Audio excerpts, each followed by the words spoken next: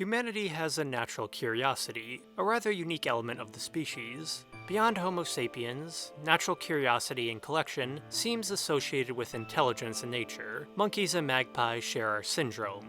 Humanity, though, has perfected it. From cave to castle to computer, humans accumulate signs and symbols. Each one has a spiritual or secular meaning. There is always a wonder associated with them. Through things, people understand the world. It is natural to collect and curate things. Humanity defines itself by maximalism or minimalism in material. As society has fluctuated, flown, or faltered, this curiosity has evolved with it, either on the pedestal or in a new space. This habit always appears in new places. The most interesting example of humanity's perfectionism in collection exists in the historical Wunderkammer, or Wonder Chamber/Room, otherwise known in many forms across Renaissance Europe as Kunstkammer, Pandition, Gabinetto, Studiolo, or the later Museum, from which birthed the museum. Where museums stand for explanation, Wunderkammer were for exploration. Emerging from royal treasuries and alchemical collections, Wunderkammer were the pastime of the world-wise wealthy. These collections, though, were far from scientific. Their inventory was mystical, spiritual, and far-fetched. Skulls, dragon bones, fish, sketches, and stuffed alligators. The more mythical an object, the more it was desired. These things were the field of the polyhistor, or modern polymath. The Wunderkammer affected the wider world. Beyond just bemusement, these cabinets of curiosities contained the scientific interest of the 16th to 18th century. By the 1800s, though, the Wunderkammer had died off. As museums usurped personal collections, the Wunderkammer diminished. The process of breaking up superstition to science, begun by the Wunderkammer, was accelerated by the state. Curation fell into the hands of institutions like the Ashmolean Museum and Kunstkammer National Museum in Russia. That was until the Wunderkammer once more returned to the masses, this time through the electronic landscape and keyboard. The computer has become the modern engine of scholarship, collection, and curation. Pictures, music, and documents test every individual's online curation. And through this creation, the establishment of a digital identity. As much as the Wunderkammer affected the Renaissance, and later, the desktop represents these digital decades.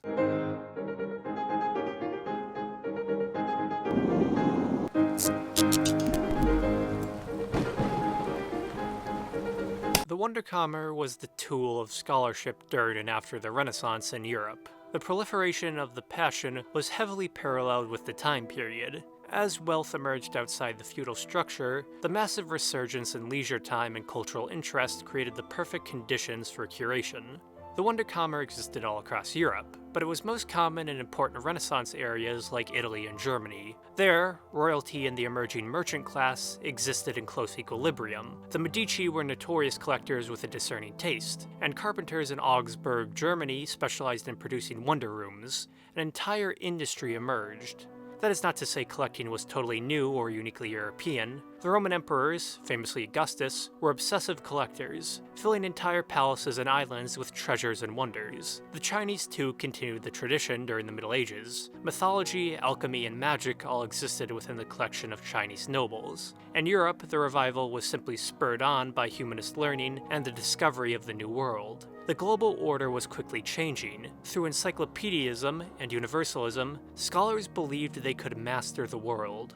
But from where did the Wunderkammer come? As said, the passion is as old as humanity, but when it became standardized in the form of the Wunderkammer is obscure. In the Middle Ages, collecting was largely reserved only to nobility and the odd eccentric or alchemist. As the name attests, the concept is German. The practice was known as both Kunstkammer, art room, and Wunderkammer, wonder/marvel room. First attested by Count Froben Christoph of Zimmern in the Zimmerische Chronik, or Zimmern Chronicle, from 1546 to 1566. The purpose of the Wunderkammer for scholarship was first championed by Samuel Quickberg in his 1565 book, the first treatise on museums, Samuel Quickberg's Inscriptions. To Quickberg, collecting was the path towards knowledge and control over that knowledge, all intended to bring about mastery and cement one as a well-rounded polyhistor. Through this, science would triumph superstition.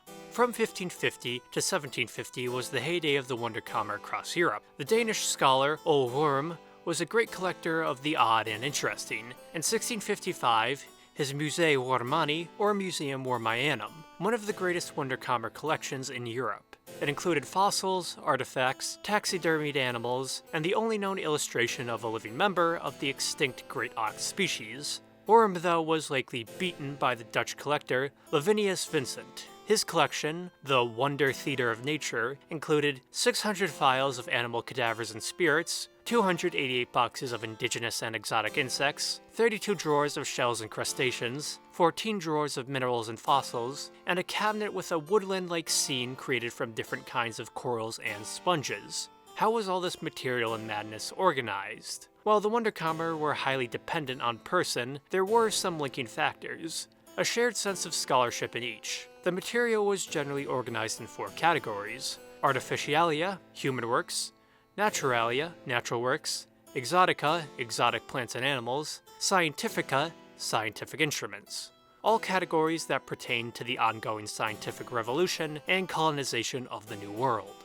Many of these collections were large enough to fill multiple cabinets and even multiple rooms. An entire profession seemed to exist among the wealthy around the Wunderkammer. Frauds and forgeries abounded, as the more bizarre was the more favored and expensive. Mythical weapons, holy relics, and corpses of legendary animals all circulated. It was up to the discerning collector on what to display. What one shown in their Wunderkammer reflected their own personality and interests.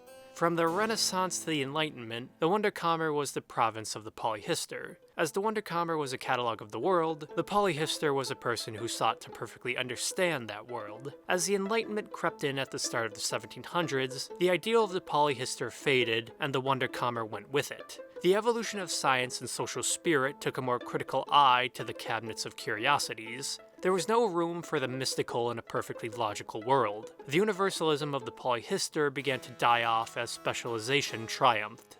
Though, in areas like Germany, it lingered on until the mid-1800s. But, as they say, Newton was the last of the magicians. English scholar Francis Bacon said of it, "Frivolous impostures for pleasure and strangeness."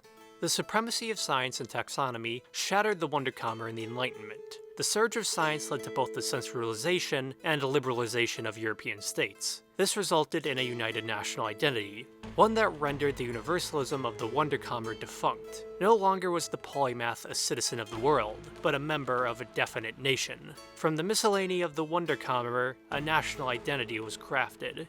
The emergence of museums cemented this trend. The narrative of scholarship came to rest in the academia, not in the chamber of oddities.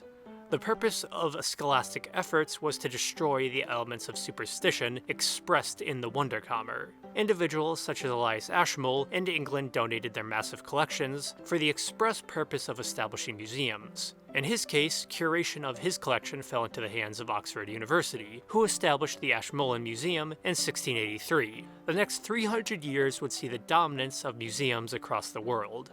As scholarship flooded Western Europe, the Enlightenment also touched Eastern Europe. The personage of Tsar Peter the Great seized upon this. Peter sought to emulate Western Europe through enlightened monarchy, scholarship, and the eradication of superstition in Russia. 2 varying results. Peter's cultural crown jewel was St. Petersburg, an entire city built after Western Europe and modeled after Venice and Amsterdam. It was the result of Peter's scholarship and obsessive policy. He too, in his travels, had accumulated quite a collection of curiosities. Peter employed his Wunderkammer to establish Europe's first public, expressly state museum, the Kunstkammer, built between 1714 and 1716 in his summer palace in St. Petersburg. The Kunstkammer was opened to the public in 1718. The Kunstkammer had been created to destroy the hold of superstition over Russia, though Peter's collection was notorious. Beside the zoological collections, the museum also included corpses, misbirths, and Peter's monsters, individuals with birth defects he paid to live at the museum. These individuals included a French giant named Bourgeoisie, dwarfs, and 3 Russian hermaphrodites, Foma, Ikov, and Stepan, an unfortunate collection often regarded as a freak show by native Russians. Except, the purpose was to show such things were natural, not the result of the devil or sin. This led to the establishment of the Russian Academy of Science on January 28, 1724, another part in Peter's process to modernize Russia. While Peter's results are still up to debate, the Kunstkammer still stands as a national museum in Russia. Though private collecting never really died off, museums largely assimilated the diversity of collections seen in the Wunderkammer. Education became more dictation rather than discovery. Objects became something divorced from their context, put behind glass to stand as symbols. Symbols, but sterile symbols. In the 20th and 21st century, museums are still grappling with this issue. There have been attempts at transformation, but there are still few answers. Is there any way for evolution, or is standardization complete? It is still impressive to see an object close up, but its meaning is often lost on most. The Wunderkammer were interested in virtue above this meaning. In both settings, the objects functioned as symbols, but the objects had a far more textured meaning in the Wunderkammer. It was a collector or scholar's personal library, laboratory, and lair. As media again and again recontextualized things and democratized information, the art of curation was born. In the past 100 years, information has become more accessible for most than it was in the past 1,000 years. Is this good or bad, though? Not in the respect of moral judgment, but in the matter of information overload. Museums attempt to place objects in a clear context. Wunderkammer were far more impulsive. Collections were confused and cluttered. A more personal and interesting look, but far less organized and comprehensible. The art of curation is the conflict of meaning and aesthetics. Should something be more attractive or more meaningful? Is there a balance? With the advent of the internet, people have faced the same question. Internet users now deal with their own black boxes. Black boxes turned Wunderkammer. Media and technology march along beside humanity. Do humans shape it, or does technology shape humanity? All of a sudden, people have the entirety of human knowledge at their fingertips. A tablet is a greater library than even Alexandria. You have to only seek it out and access it. The home computer has revitalized the Wunderkammer. People have entire collections at the click of a mouse. Personal or public, ones they totally run and control. Look at your desktop. How many pictures, programs, and folders do you have? Even simpler, what is your desktop or wallpaper? Care to say what it is? It may seem like an afterthought, but it subtly expresses far more than you may know. Every individual now has a basically infinite cabinet of curiosity.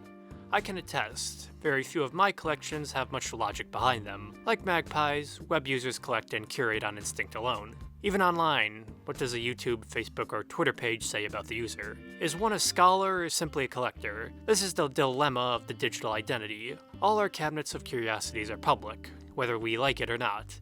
The internet never forgets. Be careful to not turn yourself into a new internet oddity. Favorites, likes, and watched each carry their own modern superstitions. Media once more made mythical, but, as Bacon put it, in this era is it just another frivolous impostures for pleasure and strangeness. How much is useful and how much is simply for show? There is not yet a science to come and standardize it, but do people even want or need one? Both options have their own dangers. Curation is not moderation. Curation is a decision of taste. Moderation is a far more heavy hand and a completely different topic. Perhaps, once more, the age of the Wunderkammer is coming to an end once again. Or has it just begun? After all, digital death is a far more ephemeral thing. Just keep curating your own cabinet.